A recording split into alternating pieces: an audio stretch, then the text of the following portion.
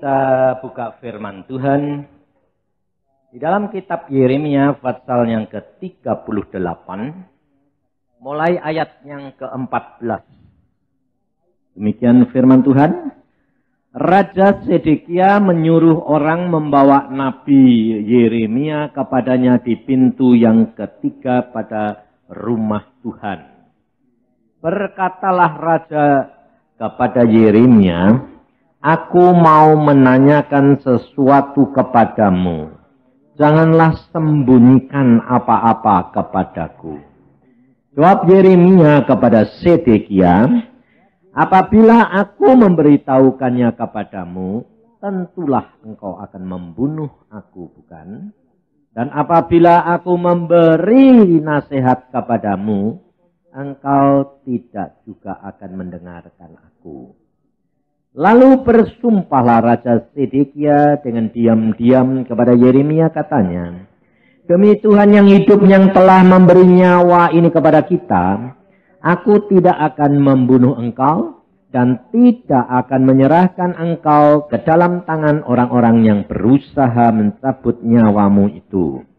Sesudah itu berkatalah Yeremia kepada Sedekia, "Beginilah firman Tuhan, Allah semesta alam, Allah Israel. Jika engkau keluar menyerahkan diri kepada para perwira Raja Babel, maka nyawamu akan terpelihara dan kota ini tidak akan dihanguskan dengan api. Engkau dengan keluargamu akan hidup. Tetapi jika engkau tidak menyerahkan diri kepada para perwira Raja Babel, maka kota ini akan diserahkan ke dalam tangan orang-orang Kasdim yang akan menghanguskannya dengan api, dan engkau sendiri tidak akan luput dari tangan mereka." Kemudian berkatalah Raja Sedekia kepada Yeremia, "Aku takut kepada orang-orang Yehuda yang menyeberang kepada orang Kasdim itu. Nanti aku diserahkan ke dalam tangan mereka, sehingga mereka mempermainkan aku." Yeremia menjawab, "Hal itu tidak akan terjadi. Dengarkanlah suara Tuhan dalam hal apa yang kukatakan kepadamu. Maka keadaanmu akan baik dan nyawamu akan berpelihara. Tetapi jika engkau enggan menyerahkan diri, maka inilah firman yang dinyatakan Tuhan kepadaku. Sungguh, semua perempuan yang masih tinggal di istana Raja Yehuda digiring keluar ke hadapan para perwira Raja Babel sambil berseru, 'Engkau diperdayakan, dikalahkan oleh sahabat-sahabatmu. Tetapi baru saja kakimu terperosok ke dalam lumpur, mereka sudah berpaling pulang.'" Sampai di sini, saudara. Saudara, keadaan Raja Sedekia dan pada zaman Nabi Yeremia, di mana Yehuda dikepung oleh Raja Babel. Dan Raja Sedekia mengharapkan bahwa apa yang dia dengar tentang hal kerajaan-kerajaan yang lalu, bahwa Tuhan itu selalu menolong, selalu menghindarkan, selalu melepaskan umatnya. Maka dari itu dia datang kepada Nabi Yeremia untuk menanyakan, saudara. Kenapa? Karena hidupnya penuh dengan ketakutan, terancam.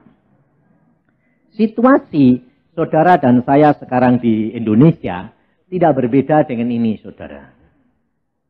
Karena apa? Saudara secara sadar atau tidak sadar, setiap kali baca koran tanya-tanya toh, siapa sih nanti yang jadi pemimpin kita? Ya, siapa yang jadi presiden, siapa yang jadi wapres? Saya yakin semua orang sedang dilanda oleh hal itu. Karena apa? Semua timbul pertanyaan-pertanyaan. Lalu terjadi kerusuhan-kerusuhan di pinggir-pinggir kota. Saudara, kita orang Kristen terus terang, kena akibatnya apa enggak? Hah? Kena, jangan bilang enggak. Ada rasa deg-degan sedikit enggak? Hah? Ada. Ada. Itu normal. Tapi kenormalan ini jangan dilebihkan. Nanti tambah lama tambah takut. Padahal kamu tadi nyanyi loh. Wah, aku nyanyi tadi seneng loh. Biar bumi goncang. Gunung-gunung beranjak. Kita tetap setia. Benar? Benar? Nah, amin ya. Kalau saudara memang benar, sebetulnya saudara itu tidak boleh takut. Kenapa? Tuhan itu maha kuasa kok. Sanggup lakukan segala perkara. Nah, hanya saya pesan, karena apa saudara? Kita kerap kali ini lupa atau tidak dapat lepas dari cara berpikir kita dengan pengalaman-pengalaman dan kesaksian. Maka dari itu saya ajak saudara, coba kita belajar mengabdi kepada Tuhan itu tidak terpengaruh oleh apa yang kita lihat dan apa yang kita dengar. Tapi sekarang kenyataannya kita terpengaruh enggak? Kalau enggak terpengaruh, coba saya tanya. Waktu mulai tidak ada barang, turut beli, borong enggak? Ayo. Jadi terpengaruh enggak? Terpengaruh.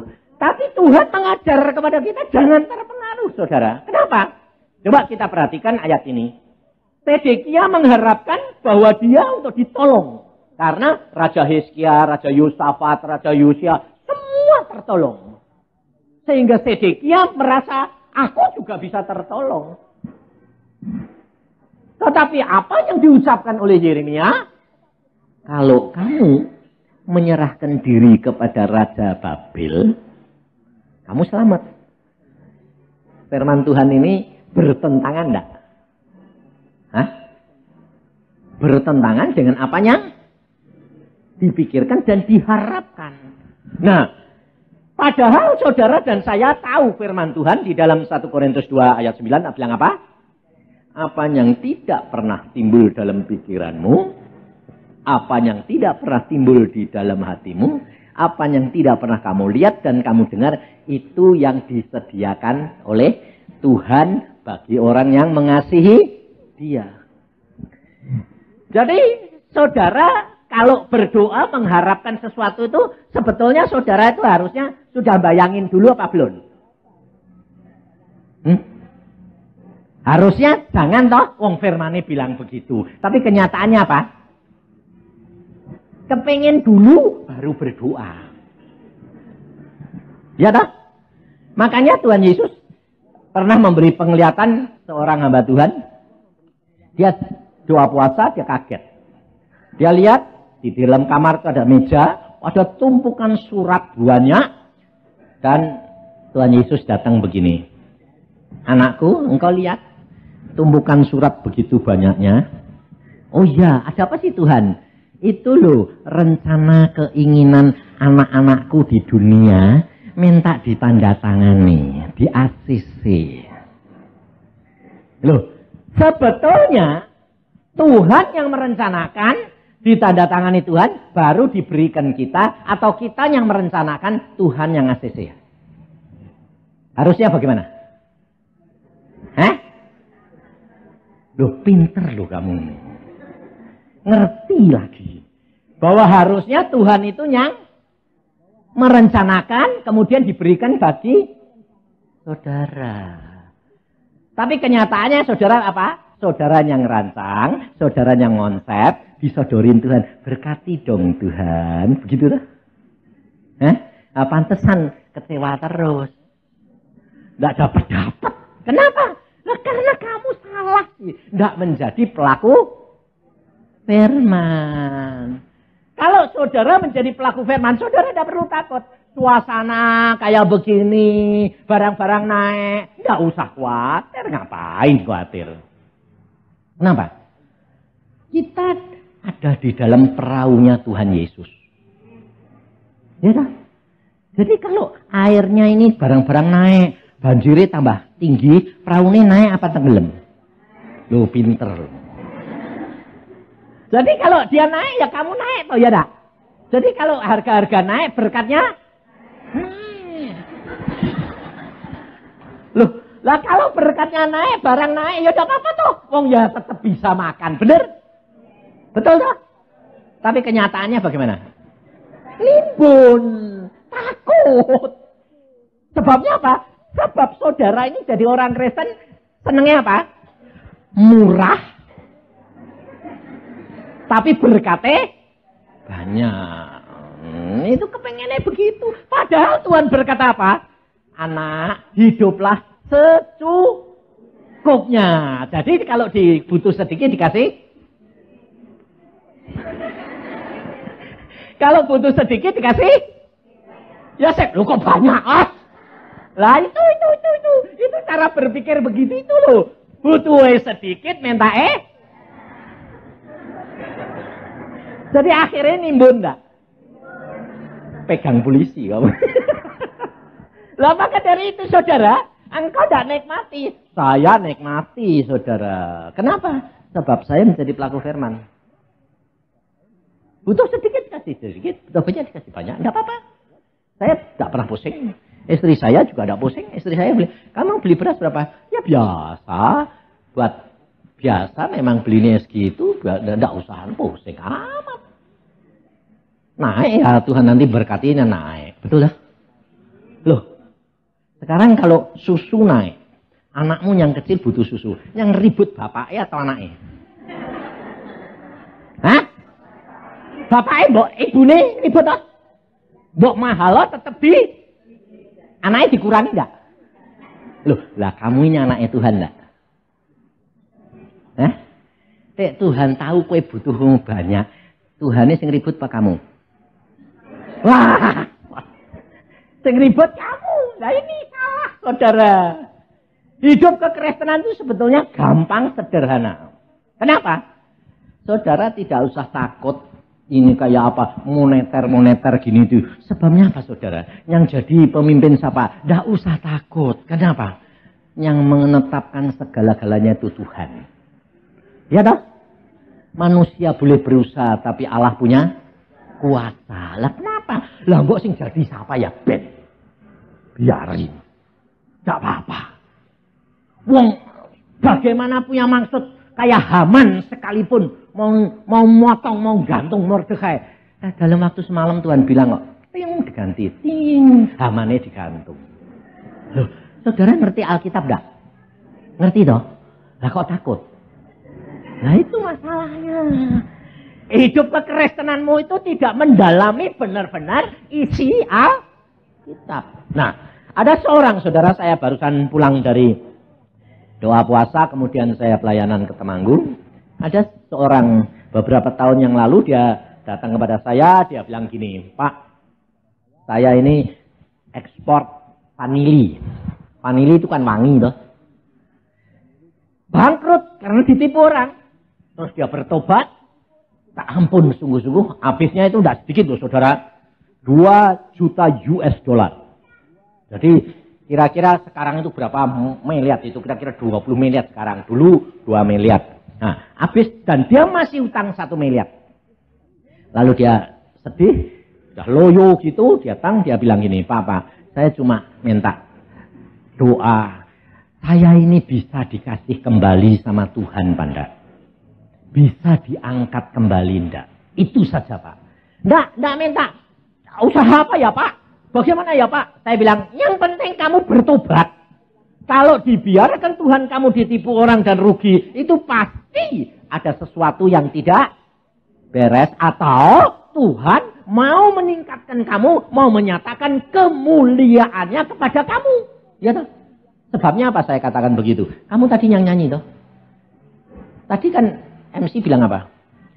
Di dalam penderitaan kita bisa melihat mujizat, betul? Loh, kok diem gak takut? Padahal kita bilang apa? Dari dalam badai, Tuhan itu menjawab. Loh, pernah dengar ayat itu enggak? Ah, diem dulu semua. Makanya enggak baca semua si ayatnya sih. Masukin gitu loh. Yuk coba lihat di dalam Ayub. Ayub 38. Tadi juga 38, ini Ayubnya 38. Ayat pertama. Enggak usah banyak-banyak, ayat 1 saja. Ayo dibaca yang keras. 1, 2, 3. Nah, maka dari dalam badai Tuhan menjawab loh. Jadi banyak orang tanya sama saya begini, Pak, bagaimana ya Pak kita dapat dengar suara Tuhan? Nah, jawabannya di sini saya bilang, dari dalam badai Tuhan menjawab. Jadi kamu mau badai ini enggak? Loh, mau badai ini enggak? Mau? Baru Tuhan nanti. Ya. Lah badai ini enggak mau. Jawabannya mau. Lah Alkitab ngomong dari dalam badai Tuhan menjawab. Jadi harusnya kalau ada badai kamu apa? Siap-siap. Pasti Tuhan jawab. Nah, badai itu enak enggak toh?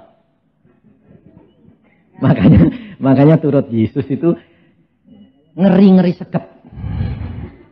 Turut Yesus itu ngeri-ngeri tapi sedep. Kenapa? Karena badai itu ngeri. Tapi pasti ada pertolongan Tuhan. Nah, orang ini begitu saudara. Dia cuma tanya, Pak saya bisa kembali enggak? Saya berkata, ayo berdoa. Lalu saya katakan, Tuhan berkata, kamu pasti diberkati kembali asalkan kamu berjalan bersama dengan Dia. Maka kamu akan melihat kemuliaan Tuhan. Ya. Dia lalu pulang dia ini. Terima kasih Pak. Saya yakin pasti Tuhan nanti buka jalan buat saya. Nah, tetapi orang ini saudara tidak terikat dengan pikirannya bahwa dia dulu adalah seorang pengusaha besar, ekspor vanili gitu. Lalu pikirannya mesti ke vanili kemana-mana. Dia nurut saja, langsung dia akhirnya pinjem bank. Cuma dapat 20 juta. Enggak boleh lebih. Karena memang jaminannya enggak ada. Habis sudah. Lalu dia berkata, dengan uang yang 20 juta ini kan tidak ada artinya. Tapi saudara tahu, ketemu saya, dia bilang, Pak, apa yang Pak Yusak katakan, saya aminkan dan saya menikmati. Sekarang utang saya 1 miliar lunas. Dan saya Pak, sekarang punya lebih daripada 3-4 miliar. Kenapa bisa begitu saya bilang? Hanya dari uang 20 juta. Lalu dia bilang, memang secara akal Pak, tidak bisa dimengerti. Saya jualnya dulu ekspor vanili, wangi. Saya dituntun Pak, sekarang jual apa? Kotoran ayam. Wangi atau bau? Hah? Bos besar ekspor vanili sekarang suruh jual apa? Kotoran ayam. Waktu saya pergi ketemu pabrik yang dulu kenalan saya, dia bilang, aku butuh kotoran ayam. Dia pikir, kotoran ayam ya enggak apa-apa. Kalau 20 juta ini kotoran ayam kan dapat banyak. Kalau vanili dapat sedikit. Oh Tuhan mungkin caranya begini. Akhirnya dia bilang, oke, saya setor. Ternyata yang ketemu ini pabrik jamur. Memang butuh kotoran ayam. Sama apa? Ampas tebu. Ternyata yang saudara makan yang jamur yang enak-enak itu. Wah. Sebab ampas tebu ditaburi kotoran ayam. Terus kemudian dikasih benih jamur. Tumbuh jamurnya. Enak dipotong, kamu makan. Saudara, lalu saya bilang, hah? Kamu dituntut jadi belano jual ampas tebu sama kotoran ayam. Iya Pak. Tapi Tuhan luar biasa. Dari 20 juta sekarang miliar Pak. Lalu saya sekarang dari Tangerang, dari Jawa Timur, Jawa Tengah, semua peternakan ayam, saya kontrak kotorannya. Berapa Pak? 2,5 miliar. Kalau saudara kasih tahu gini, mau enggak ngerjain? Biar bau, mau enggak? Wah mau. Tapi pada waktu disodori pertama kali, kotoran ayam mau enggak? Tuhan, jangan sih Tuhan. Mbok ngasih ya ngasih, jangan yang bau. Itu saudara batasi kuasa Allah enggak? Alkitab berkata, kutuk diubah jadi berkat. Jadi dia sekarang tanyai orang, teman-temannya bos-bos yang dulu, kowe sekarang kerja apa? Kerja kotoran ayam. Loh, kok kasihan sih kamu? Aku enggak perlu kamu kasihani kok. Kenapa? Saya lebih kaya dari kamu. Sebab apa? Sebab saya tidak pusing ada moneter kayak gitu. Kotoran ayam tidak pernah terpengaruh. Betul? Betul? Hah? Jadi dia ketawa terus. Ketemu saya bilang, betul ya Pak? Tuhan luar biasa. Jadi tidak mengalami goncangan apapun. Mau gerakan moneter dolar berapa saya tidak pusing Pak. Kenapa? Lah, enggak terpengaruh kok. Siapa yang mau kotoran ayam? Masa dinaikin? Dia bilang, wong harusnya dibuang, betul? Tapi buat saya Pak, itu berkat yang melimpah buat saya. Nah, saudara, maka dari itu hidup saudara tidak usah dipengaruhi oleh apa yang terjadi. Kita harus benar-benar belajar dari firman Tuhan. Jangan membatasi. Jangan lalu mestinya begini Tuhan cara menolong aku harus begini. Tidak. Yang Tuhan kehendaki saudara dan saya menurut taat akan firman daripada Tuhan. Baca firman setiap kali di mana kamu akan mengalami segala sesuatu, firman nanti akan berbicara karena firman Tuhan berkata, Allah menjawab dari dalam badai. Jadi kalau ada kesulitan, ada kesakitan, ada masalah, sebetulnya saudara harusnya bagaimana? Terima kasih Tuhan. Karena firman-Mu berkata, dari dalam badai engkau menjawab aku. Harusnya gitu toh. Jadi kalau ada kerusuhan gini, kamu takut enggak? Hah? Loh, sudah dengar firman begini masih takut? Loh, ini payah ini. Enggak ada yang perlu ditakuti. Sebab Tuhan pasti menolong kamu. Bagaimana caranya? Enggak usah dibatasi. Saya tidak pernah khawatir, saudara. Pada waktu 4 tahun yang lalu saya menginjil ke mana-mana, ke seluruh dunia. Lalu Tuhan mengatakan, berhenti, duduk diam, sembahyang. 5-6 jam dan baca Alkitab sebanyak-banyaknya. Saya bilang, Tuhan, tidak nginjil. Berhenti dulu. Ya sudah, saya nurut saja. Saya duduk diam di rumah, malah istri saya bilang gini, loh yang enggak pergi. Enggak. Lah terus nanti biaya, oh enggak apa-apa, nanti Tuhan yang mencukupi. Bagaimana caranya? Enggak usah tahu. Ya toh. Lah kalau saya mikir, bagaimana ini? Cuma di rumah sembahyang, baca Alkitab, sembahyang, baca Alkitab. Bagaimana berkat itu turun? Enggak usah dipikiri, bawa pikiri ya enggak ada jalannya. Lah gitu. Diam saja, tenang aja. Kita nanti lihat apa yang Tuhan lakukan. Nah, selama 4 tahun ini saudara, saya tidak pernah kekurangan. Luar biasa Tuhan. Dan saya hampir tiap kali, tiap saat, tiap hari, tiap minggu, tiap bulan, melihat dan mengalami mujizat demi mujizat. Tuhan menjawab. Kenapa? Aneh-aneh kok. Yang ngirim berkat kepada saya itu aneh-aneh. Orang-orang yang tidak kenal. Tidak saya layani. Seperti ini, orang yang ngalami dulu bangkrut, terus kemudian ini kaya raya ini. Jangan kira loh, wah ya mesti ini sekarang sudah kaya raya, miliaran gitu, Pak Yusai kecipratan. Enggak, sesen janda kecipratan saya. Dia datang kepada saya cuma begini, Pak terima kasih ya Pak. Enggak, lalu amplop, enggak. Dan saya ya memang enggak ngarepin. Sebab kalau mengharapkan itu sudah timbul di dalam hati. Alkitab berkata apa? Terkutuk orang yang berharap pada manusia. Dan firman Tuhan berkata tadi apa? Yang tidak timbul dalam hati dan pikiranmu itu yang disediakan Tuhan. Jadi saya tidak pernah mau mengharap-harap. Sebab apa? Sebab itu firman Tuhan. Makanya saya kalau melayani, tidak peduli saudara. Tidak peduli dikasih pada tidak urusan. Kenapa? Karena firman Tuhan berkata, saya tidak pernah mau mengharapkan. Gak ngasih, tapi Tuhan itu luar biasa saudara. Istri saya itu yang di rumah membuktiin terus. Kadang-kadang baru ini 2 minggu yang lalu ada telepon, saudara. Yang telepon itu yang perempuan. Suara perempuan.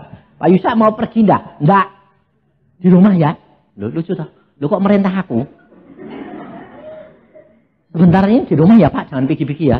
1-2 jam ini jangan pergi-pergi ya Pak. Enggak, memang aku enggak pergi. Ya sudah. Loh, kamu siapa? Enggak usah lah. Loh, mau apa? Enggak usah lah. Itu enggak, orang antik. Lalu sebentar lagi datang. Yang datang laki. Bukan perempuan. Yang telepon perempuan, yang datang laki. Lalu nyari Pak Yusak. Ya, saya keluar. Anda siapa? Mau ketemu siapa? Ketemu Pak Yusak. Mau sebentar kok Pak. Ngapain? Enggak apa-apa. Loh, kamu siapa? Bapak enggak kenal aku kok. Loh, yang telepon tadi kamu, istri saya. Oh ya, lah saya ini datang cuma ngasih amplop ini loh Pak, berkat buat kamu. Loh, kenapa? Saya kalau enggak nyerahin ini nanti anakku enggak sembuh-sembuh. Loh, ada hubungannya apa? Loh, aku ini suruh membagi berkat tapi enggak tak lakuke, kayaknya anakku panas Pak. Jadi, terima aja. Loh, kamu siapa? Enggak usah tahu lah Pak. Terus aku tak pulang. Tak buka 5 juta. Loh, kan lumayan loh. Loh, saudara, hidup dengan Tuhan itu tidak masuk akal. Lah kamu sekarang selama ini hidupmu masuk akal apa enggak? Lah dia masuk akal. Wah, ya itu belum dengan Tuhan. Hidup dengan Tuhan itu aneh-aneh kok, saudara. Makanya itu saya kasih tahu, jangan takut. Kalau firman Tuhan ya Nabi Yeremia berkata kepada Raja Sedekia, kamu menyerahkan diri kepada musuhmu itu. Loh, padahal musuhnya itu orang kafir, orang yang tidak kenal Allah, orang menyembah berhala. Tapi firman Tuhan berkata, serahkan dirimu kepada dia. Maka Yerusalem tidak akan dihanguskan. Tidak masuk akal, saudara. Orang Yahudi, Yehuda mempunyai Allah yang maha kuasa. Sedang dia memerintah nabinya mengatakan, serahkan dirimu. Tundukkan dirimu kepada orang Kasdim yang tidak mempunyai Allah. Tidak masuk akal. Tapi itu firman Tuhan. Raja Sedekia tidak mau nurut. Karena apa? Tidak logis. Takut nanti dipermainkan. Takut nanti dihina. Nabi Yeremia berkata, tidak mungkin. Sudah, Tuhan berkata, kamu tidak akan diperlakukan begitu. Tetap dia ketakutan. Berarti dia itu percaya kepada Allahnya atau percaya kepada pikirannya sendiri. Dia percaya kepada pikirannya sendiri, pendapatnya sendiri. Maka dari itu saudara, hidup kekristenan kita harus belajar dari firman Tuhan. Pengalaman daripada hamba-hamba Tuhan. Supaya apa? Supaya kita jangan jatuh. Jangan sampai mengalami kayak Raja Sedekia. Akhirnya saudara tahu kalau saudara baca Alkitab. Raja Sedekia ditangkap. Dicungkil biji matanya dua-dua. Anak-anaknya semua dipotong lehernya di depan Raja Sedekia. Yerusalem dibakar habis sama tentara Nebukadnezar. Firman Tuhan tetap digenapi. Seandainya dia mau menyerahkan diri, aman dan tidak akan terjadi. Memang firman Tuhan itu tidak bisa dimetodekan.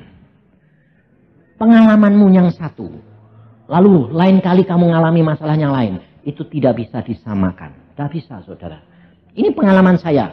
Saya kerap kali melayani banyak orang minta didoakan. Ada orang sakit. Saya di ICU. Saya berkata begini, Tuhan apa ini yang aku harus lakukan? Katakan, gak usah takut, gak usah nangis, sembuh. 3 hari sembuh. Lalu saudaranya yang lain sudah sembuh. Ini berapa bulan kemudian saya berdoa. Ada orang sakit lagi di ICU.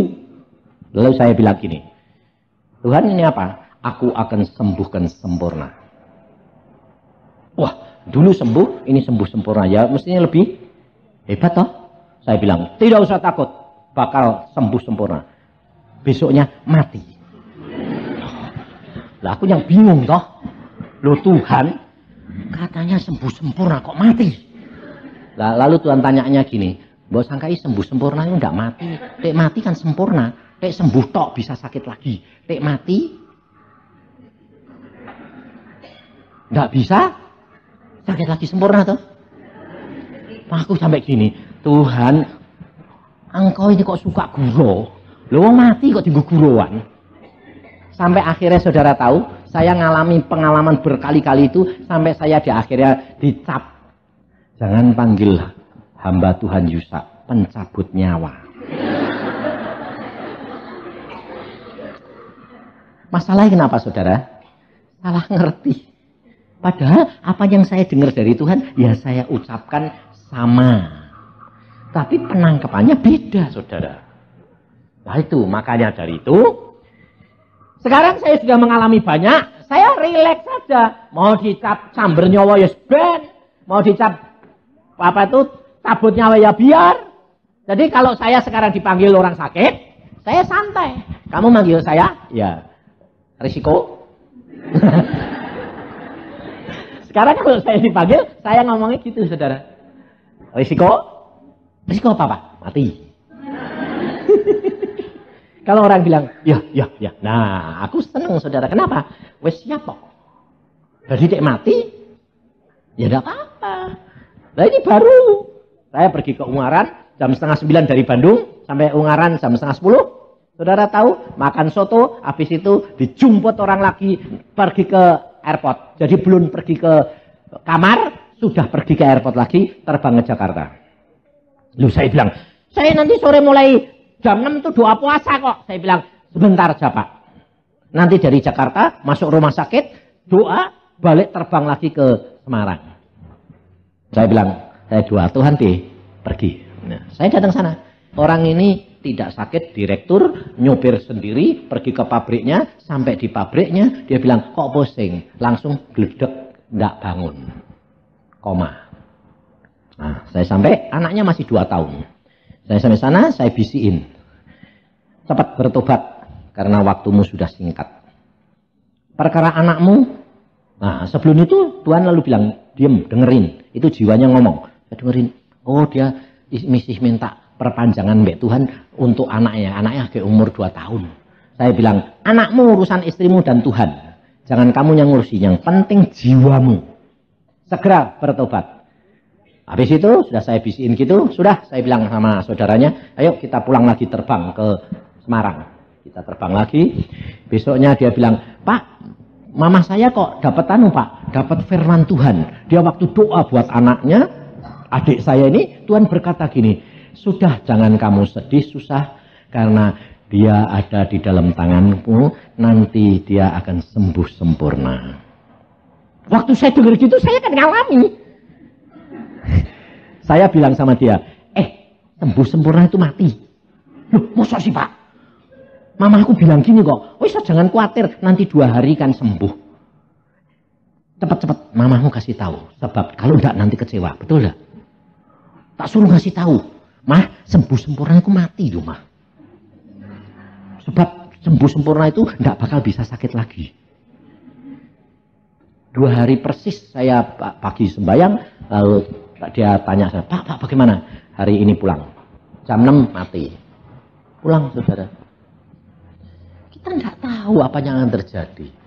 Tapi kalau kamu jadi anak Tuhan, pulang hari ini, besok, lusa, enggak usah pusing toh.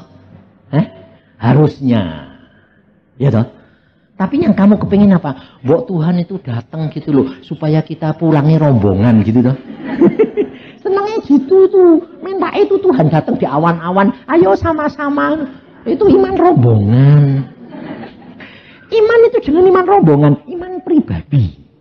Maka dari itu saudara, baca firman Tuhan. Sebab pikiran Tuhan bukan pikiran saudara.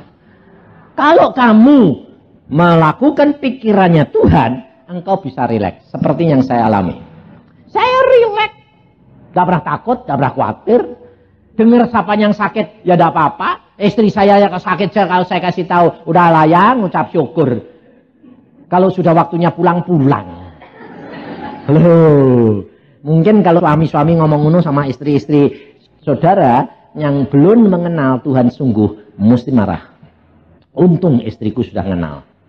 Jadi kalau saya sakit, yang sakit kok kayak gini sih, yang tidak apa-apa lah, ucap syukur. Beres-beres, jadi dek selesai pulang. Lalu istri saya bilang, ya mesti sembahyang ucap syukur. Tuhan kalau sudah waktunya pulang, tidak ya waras, selesai. Belum 5 menit sudah tidur. Bangun-bangun waras saya sudah mulai tahu ben lumayan. Nah, kalau pulang ya enggak apa-apa. Nanti toh ketemu di surga. Betul? Hah? Tapi kalau nanti jangan niru saya. Nanti istrinya sakit, enggak apa-apa lah, ngucap syukur. Mati ya. Istrimu langsung ngatanya bundel. Kurang ajar ya. Jadi aku mati sekret tangan ganti meneh ya. Pasti pikirannya jahat. Maka dari itu saudara, tak boleh niru-niru, tidak bisa. Jangan niru-niru. Tidak boleh niru saudara. Beda-beda. Setiap orang itu sendiri-sendiri. Hidup di kekristenan. Itu tergantung pengenalanmu akan Tuhan. Jadi kalau kamu mengenal dengan Tuhan sungguh-sungguh, tidak usah takut. Ini saya alami loh baru-baru ini Pak Handoyo tahu. Ada pameran mobil, saya cuma gini dong. Wih bagus ya mobil ini. Saya bilang gini sama Tuhan, cuma ngomong, enggak doa. Ngomong, Tuhan, engkau kayak ngasih aku kok mobil kok bekas, we. Iman bekas. Buat sekali waktu kayak mobil baru gitu loh. Kayak ini loh Tuhan, aku kok seneng sih Tuhan. Galon yang baru ini kok bagus. Aku padahal ya pakai galon loh saudara. Tapi 93. Tapi masih bagus, masih. Sekali waktu ganti yang baru gitu loh Tuhan. Aku cuma ngomong. Lihat pameran cuma ngomong. Enggak doa. Artinya enggak, kalau mau mintakan gini. Ya dah. Ini enggak, aku cuma ngomong Tuhan. Ya mesin saya. Seminggu kemudian ada orang telepon sama saya. Pak, kenapa? Gue tak kirimi uang. Berapa? Banyak. Berapa? 400. Tak pikir 400.000. Berapa? 400 juta. Buat apa? Aku bingung. Buat apa? Aku tahu Tuhan mengatakan kamu butuh buat ganti mobil sama buat anakmu yang perlu. Bayangin saudara. Memang anak saya sedang saya tanya, kamu butuh duit berapa? 280 juta. Ya wis toh, sembayang wae. Ya sembayang ini mau utang apa? Bisa, renten tingginya apa? Usah kamu sembayang wae, terserah Tuhan. Ya sembayang Pak, tapi deg-degan ini Pak. Waktunya sudah bayar ini. Ya wis toh, tenang wae. Aku minum. Itu urusan Tuhan, bukan urusan kamu. Siapa yang mengira kalau saya bapak dibuat saluran? Ada orang itu telepon gitu saudara. Lah saya ya bilang, waduh benar Tuhan. Ya itu aku. Berikan anakmu 280 juta. Yang sisanya potong perpuluhan. Bagikan hamba-hamba Tuhan. Ini. Sisanya kamu ganti mobil baru. Saya ganti baru. Loh, katanya minta mobil baru. Nggak iman bekas. Wah kaget aku. Padahal cuma ngomong loh saudara. Langsung saya pergi sama istri saya cari mobil baru. Saya beli baru. Mobilnya tak lego. Langsung saya, ini sudah masuk di bank semalam. Pagi-pagi saya bilang sama anak saya keluar dari kamar masih mikir gitu. Saya bilang, Tuhan bilang apa? Dia bilang gini, jaga hati. Nah, jaga hati itu tidak boleh ngomel, ngucap syukur, jangan cari jalan sendiri, tapi berterima kasih apapun yang terjadi Tuhan itu nanti akan tolong. Tuhan menjawab dari dalam badai. Ya dah. Langsung aku bilang, kowe butuh pira tole? Dia bilang 280 juta. Jangan khawatir. Kapan butuhnya? Besok. Hari ini tak transfer. Wah, gede. Papa ini kok guro? Loh, guro bagaimana? Butuhku di 280 juta. Jangan khawatir. Saya kirim. Saya bilang, benar Pak? Benar. Dapat dari siapa? Nggak usah tahu. Yang penting kamu terima. Bayangin saudara. Waktu saya transfer dia bilang, Tuhan luar biasa. Meskipun mampir di rumah saya itu cuma, done bangku itu cuma semalam. Hampir semalamnya cukup toh. Wong Tuhan bilang, secukupnya anak, betul? Cukup toh buat anaknya sama buat ganti mobil. Cukup toh? Loh, 400 cukup dah. 400 juta loh, cukup dah? Cukup. Kebanyakan dah. Loh, kebanyakan. Lah kebanyakan itu rapat. Salah, saudara. Enggak kebanyakan, pas. Karena butuhnya anakku sama aku. Tuhan itu luar biasa, saudara. Makanya enggak usah takut, enggak usah khawatir. Tuhan sanggup. Kalau Tuhan sanggup nolong saya, masakan kamu enggak sanggup ditolong? Sanggup toh? Pasti butuhmu lebih sedikit toh? Apa lebih banyak? Hah? Oh, enggak berani. Maka dari itu, saya tidak pernah mikir. Kalau anak saya nanti, saya yang dipakai sebagai saluran. Tidak. Sampai orang itu tak tanya, saudara. Ini kamu ini dapat uang dari mana? Apa dolar naik kamu jual beli dolar? Dia bilang, enggak Pak. Kenapa? Kok kamu bisa nggak? Aku malah punya simpanan dolar suruh jual, suruh ngasih kamu kok. Hah? Iya. Lah kok kamu mau? Mau milik Tuhan, bukan milik saya. Bayangkan saudara. Tidak bisa mengerti. Itu Tuhan. Kalau bisa dimengerti, itu manusia. Maka dari itu, jangan takut, jangan khawatir. Apapun terjadi di Indonesia, anak Tuhan tetap. Si Handoyo bilang, resesi. Tapi anak Tuhan tetap resepsi. Jadi, tetap hidup bersama dengan Tuhan. Langkah dengan langkah. Semua diatur Tuhan. Karena Allahmu, Allah yang luar biasa. Langit bumi milik Dia. Saudara itu harus punya keyakinan. Saya itu punya keyakinan. Makanya saya tidak pernah pusing. Tidak pernah saya takut. Butuh berapa ratus apa miliar, tidak pernah takut saya. Kenapa? Saya tidak pernah pusing. Sebab saya punya pikiran. Surga itu isinya itu emas sama permata. Lah ada anaknya butuh. Kerikilnya ditendang gini, jatuh ke dunia kan cukup tak? Benar tak? Saya itu punya pikiran begitu, saudara. Saudara belum punya pikiran gitu sih. Makanya kerikilnya rak teko-teko. Kalau saya tuh punya pikiran gitu. Sampai saya bilang, Tuhan bagimu tidak ada mustahil. Kalau aku butuh kerikilnya buat tendangnya, emas. Kalau dicungkil situ, dilempar ke permata. Ayo permata ini besar-besar segini kan cukup. Ya kan? Nanti kan gelinding dewek. Itu loh saudara. Hidup itu harus penuh percaya. Bahwa Tuhanmu itu sanggup lakukan segala perkara. Amin. Mari kita berdoa. Tuhan Yesus, firman-Mu sudah hamba sampaikan. Engkau lihat kehidupan anak-anak-Mu di tempat ini Tuhan. Hamba percaya setiap orang punya masalah. Tidak ada seorang pun yang tidak punya masalah.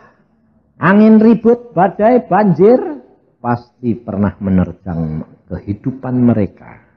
Tetapi hari ini Tuhan, kami mendengar bahwa Engkau sanggup lakukan segala perkara. Tidak ada yang mustahil bagi Engkau Tuhan. Karena Engkau maha kuasa. Maka dari itu hamba-Mu mohon pada hari ini, karuniakan kepada anak-anak-Mu pengharapan dan iman, ketaatan dan kesetiaan, supaya mereka dapat menikmati apa yang dijanjikan oleh firman Tuhan. Karena kami percaya firman-Mu tidak pernah berubah. Mari saudara berdoa. Hadapkan masalahmu pribadi demi pribadi kepada Tuhan-Mu. Dia mendengar.